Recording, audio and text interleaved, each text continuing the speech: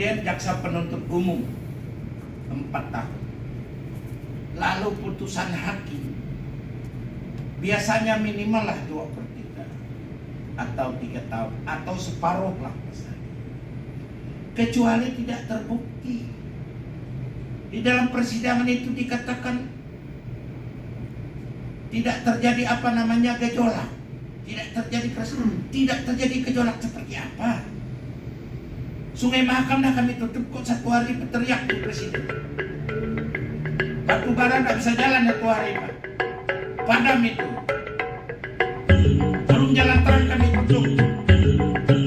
Belum akses pembangunan IKN itu kami hentikan. Tanah kami kuasai lagi. Biar ribut-ribut sekali. Bila perlu kalau kami mendapat ketidakadilan terus seperti ini kan lebih baik daya itu merdeka.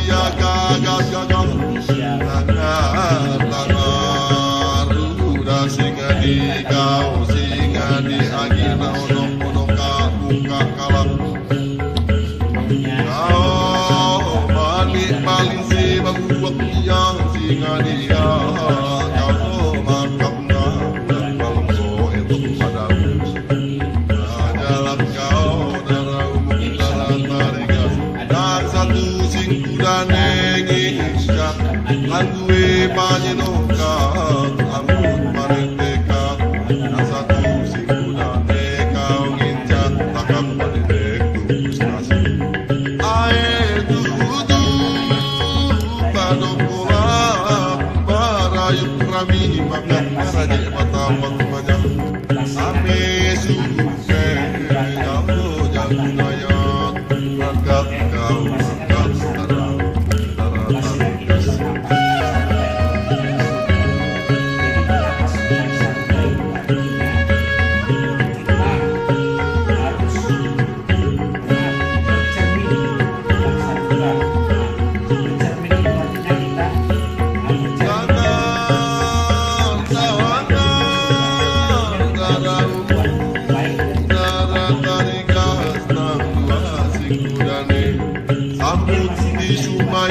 Ganap kau di Subaki pulang ke balik kau di Nuaju di Bangladesh dengan sah kau tangkitnya nawe sabuang tai ayaju lupa kau pertama tangkit utang nakio kau nakio lagi ngajak takap di tanah hari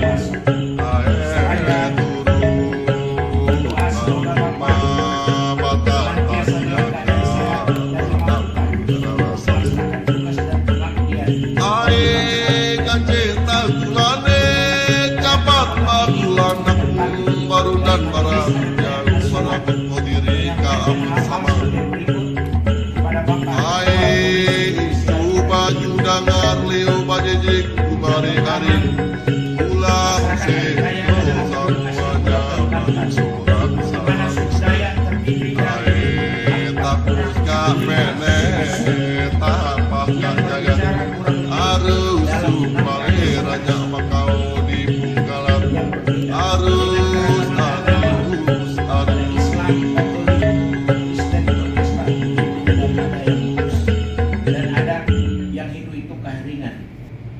ada juga aliran-aliran yang lain. Yang berbeda juga adat istiadat budaya dan hukum adat. Dan diperkirakan berjumlah tidak kurang dari 6 juta jiwa yang merupakan salah satu komponen bangsa menambah keragaman bangsa Indonesia sebagai sebuah negara besar dan luas. Realita keberagaman ini telah disadari dan dipahami oleh para pendiri negara Indonesia sebagai kekayaan yang satu sama lain harus saling menghormati dan bekerja sama menuju satu bangsa yang kuat. Penghormatan terhadap keberagaman dan kemajemukan ini secara filosofis telah dituangkan dalam semboyan Bhinneka Tunggal Ika. Kedua, sebagai bagian dari anak bangsa ini, kami masyarakat adat Dayak juga memiliki hak yang sama di dalam hukum dan keadilan sosial dalam berkehidupan berbangsa dan bernegara berdasarkan Pancasila dan Undang-Undang Dasar 1945 dalam bingkai Negara Kesatuan Republik Indonesia. Yang ketiga, kami sangat kecewa atas putusan Hakim Pengadilan Negeri Jakarta Pusat yang menyidang, mengadili dan menjatuhkan hukuman selama 7 bulan 15 hari sesuai masa tahanan Edi Mulyadi. Padahal penyidik Polri telah menetapkan Edi Mulyadi sebagai tersangka ujaran kebencian dan berita bohong serta telah membuat keresahan di tengah masyarakat dengan pasal berlapis dengan pidana penjara 10 tahun.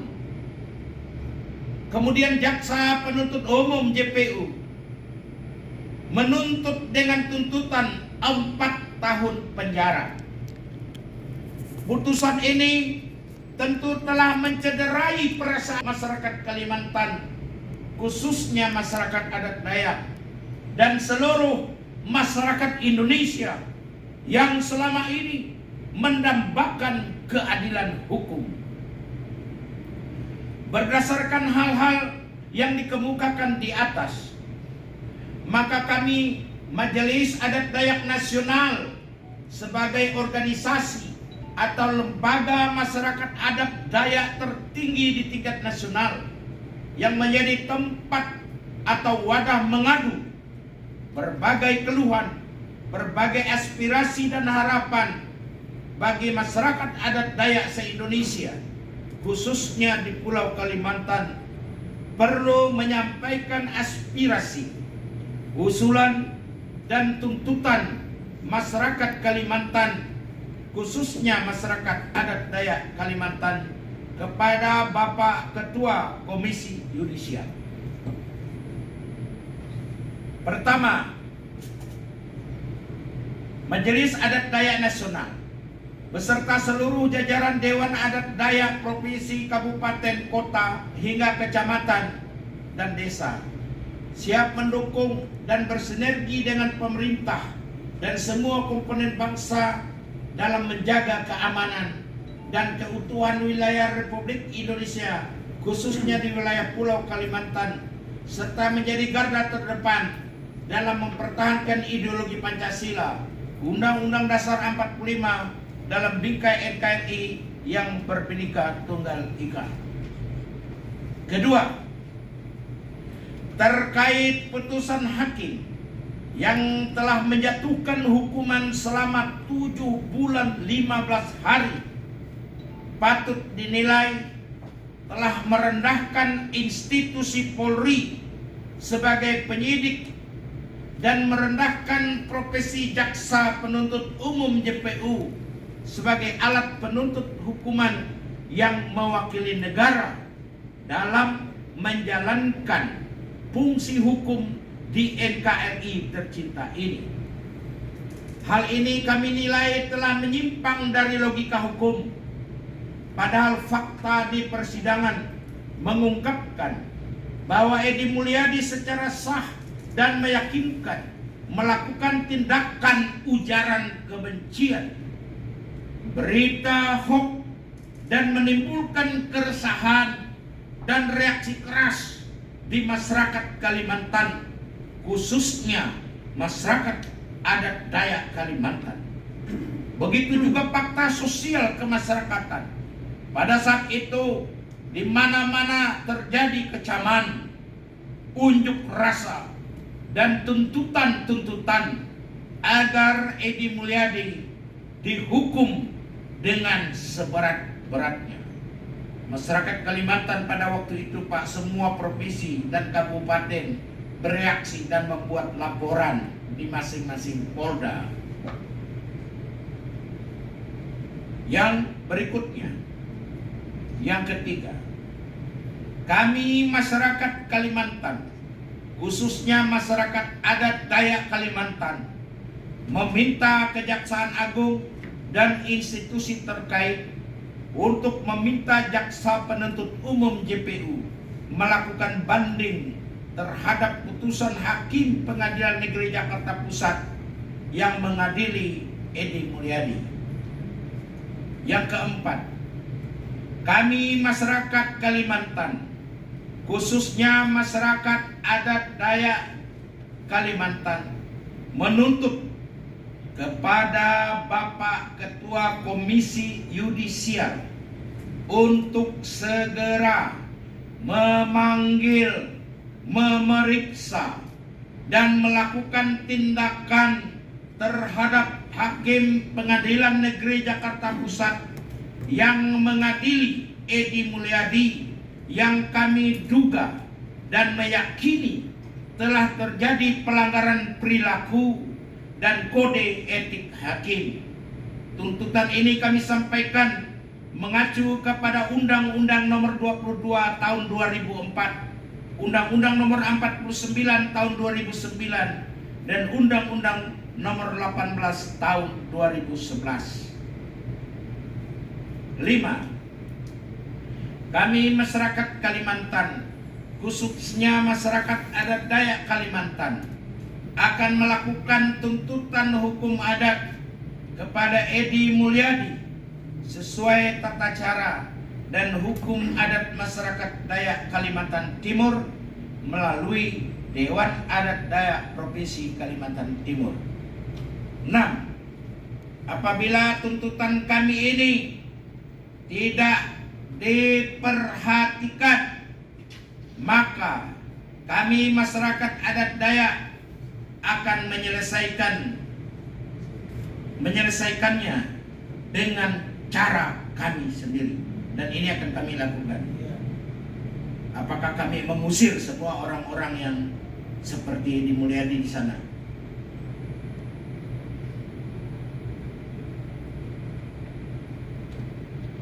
Dan pengadilan-pengadilan negeri akan kami duduki. Kantor-kantor kehakiman apapun akan kami duduki nanti, kalau tidak diperhatikan. Dan kami bakar rata dengan tanah.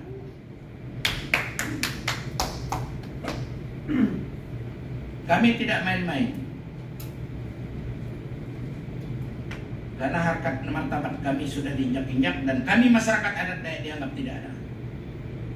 Dan ini menjadi perhitungan bagi kami soal IKN. Demikian aspirasi, tuntutan, dan harapan masyarakat adat Dayak se-Indonesia, khususnya se-Kalimantan, kepada Bapak Ketua Komisi Yudisial Republik Indonesia, demi keadilan hukum, keadilan sosial, dan dijunjung tingginya Pancasila, Undang-Undang Dasar 45, dan keutuhan NKRI tercinta. Majelis Adat Dayak Nasional sebagai perwakilan seluruh masyarakat Dayak se-Indonesia, Presiden Dr. Andes Martin Bila MM, Sekretaris Jenderal Dr. Andes Yakobus Kumis MH. Demikian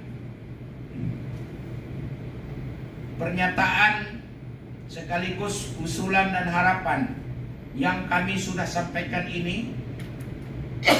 Setelah ini nanti akan kami sampaikan kepada Komisi Yudisial, dan tentu kami akan tetap mengawal ini, Pak. Kami masih perwakilan-perwakilan yang hadir ini untuk menyampaikan ini.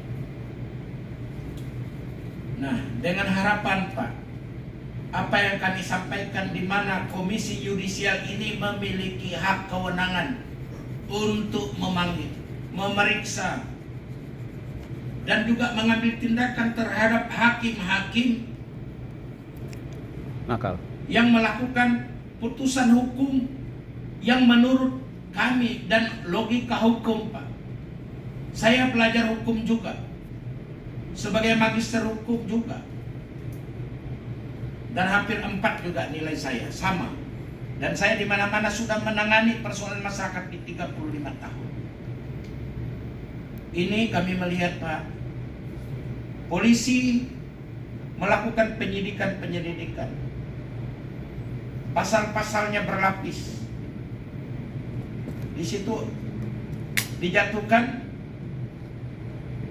10 tahun kurungan dari kepolisian. Kemudian jaksa penuntut umum 4 tahun. Lalu putusan hakim biasanya minimal lah 2/3 atau 3 tahun atau separuh lah misalnya. Kecuali tidak terbukti. Di dalam persidangan itu dikatakan tidak terjadi gejolak, tidak terjadi gejolak seperti apa? Sungai Mahakam dah kami tutup kok 1 hari, berteriak tuh presiden. Batu bara tidak bisa jalan 1 hari, Pak. Padam itu. Belum jalan terang kami tutup. Belum akses pembangunan IKN itu kami hentikan. Tanah kami kuasai lagi. Biar ribut-ribut sekali. Bila perlu kalau kami mendapat ketidakadilan terus seperti ini, kami lebih baik daya itu merdeka, Pak. Lebih baik kami merdeka, mungkin lebih baik, supaya kami bisa menentukan nasib kami sendiri.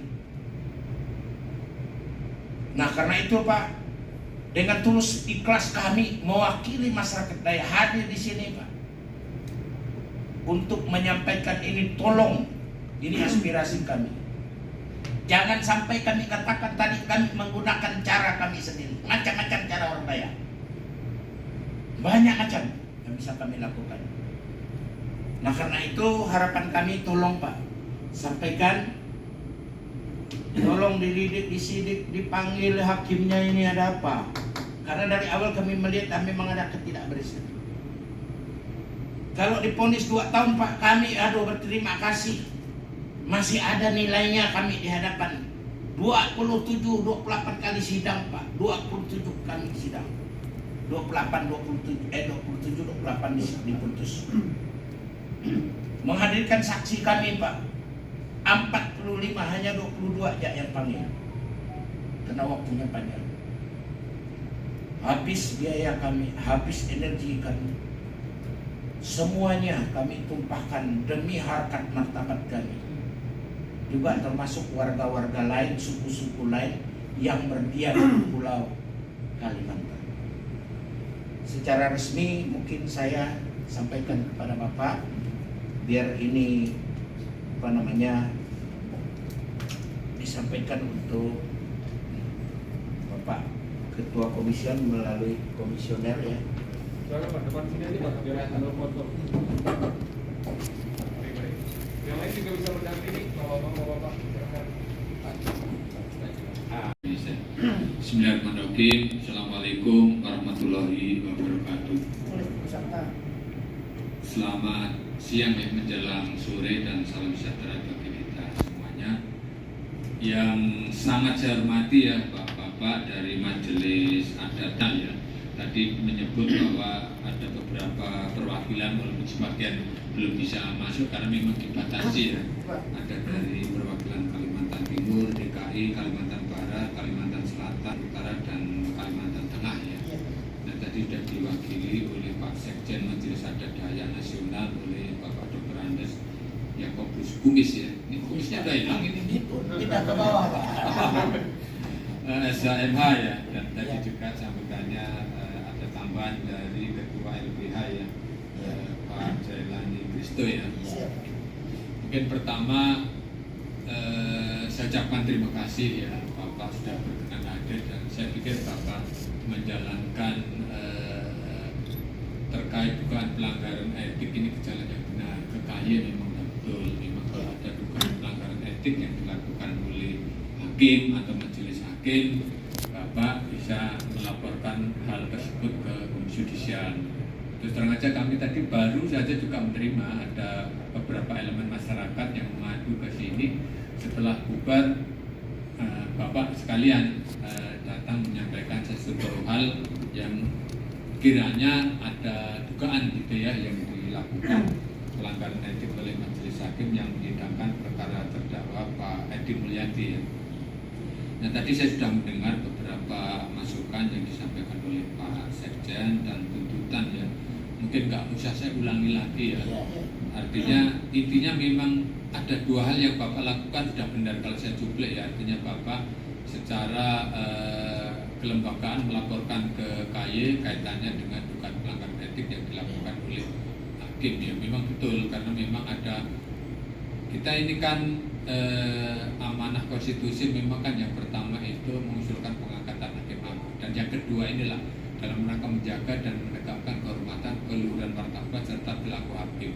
Itu diturunkan dalam undang-undang, kita punya wewenang untuk melakukan pencegahan, dan yang keduanya melakukan pengawasan terhadap hakim terhadap pelanggaran etik. Dan ada 2 hal yang Bapak lakukan. Jadi yang pertama, dugaan ini dilaporkan ke Komisi Yudisial. Yang kedua, saya sangat senang dan sangat bangga Bapak juga menempuh jalur upaya hukum tadi melalui jaksa.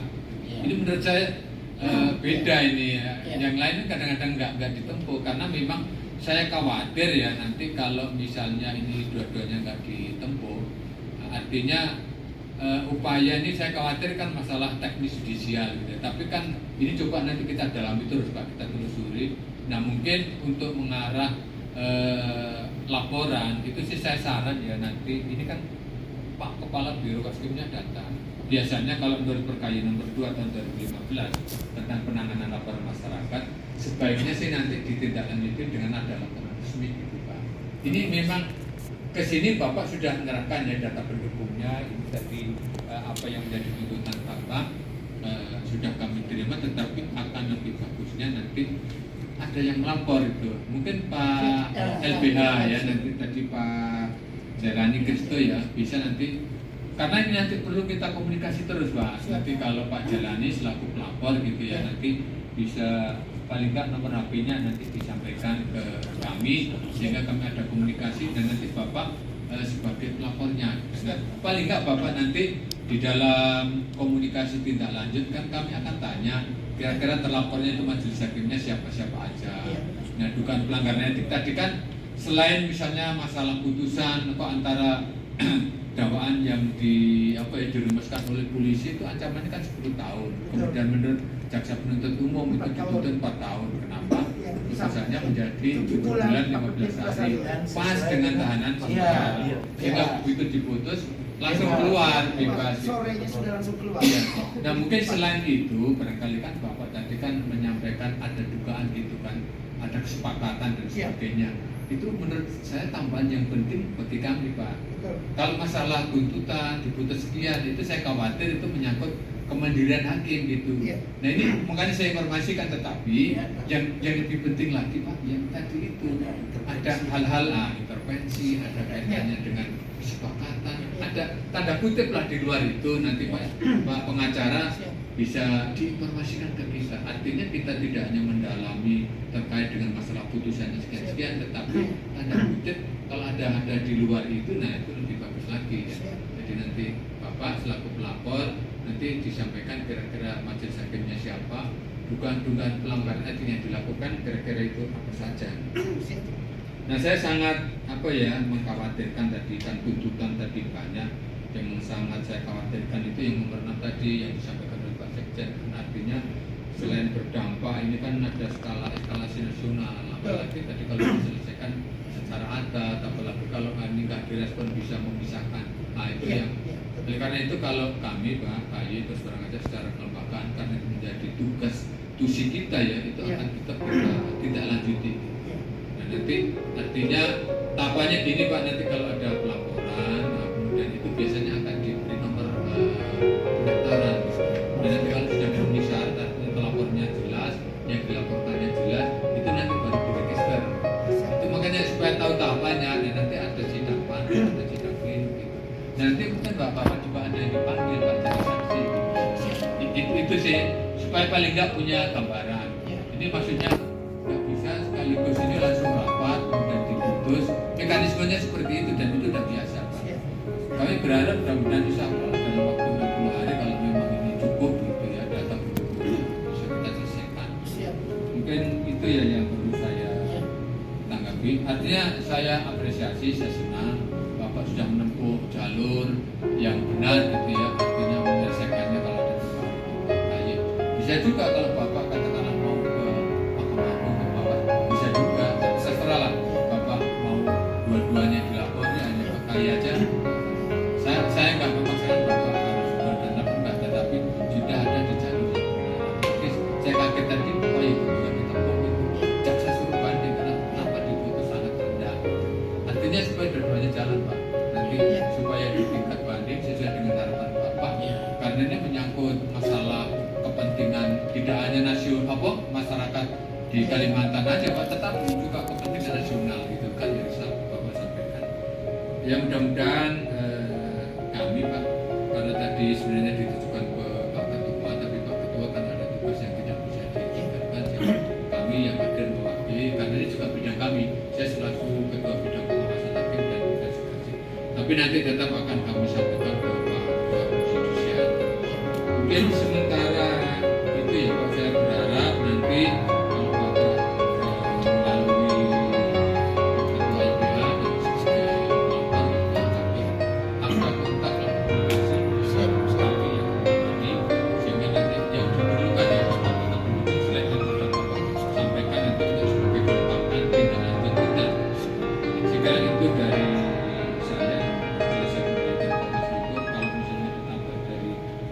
biru monggo saya persilakan. Terima kasih. Assalamualaikum warahmatullahi wabarakatuh. Terima kasih Pak Anggota Komisi Judisial sekaligus Ketua Bidang Pengawasan Perilaku Hakim dan Investigasi pada Pak Bansi ini cukup. Ya, tadi Pak Joko menggarisbawahi Pak ya dua hal. Satu terkait dengan jam laporan ya Pak Joko sudah berada pada benar ya Pak ya. Satu sisi terkait dengan berat ringannya vonis hakim, Bapak sekalian juga menempuh dorongan kepada jaksa untuk menstabilkan itu beberapa kali dibanding gitu ya. Kemudian yang kedua tadi Pak Joko menyampaikan bahwa untuk dugaan pelanggaran kode etik dan perilaku hakimnya, maka kami juga berharap bahwa Bapak bisa membantu kami ini untuk melengkapi beberapa laporan ya Pak. Tadi kan Pak Yakobus menyampaikan memantau setiap persidangan Pak ya, 27 sampai 28 kali sidang. Nah, dan kemudian ada kesimpulan dari Bapak sekalian bahwa hakim lebih memihak pada salah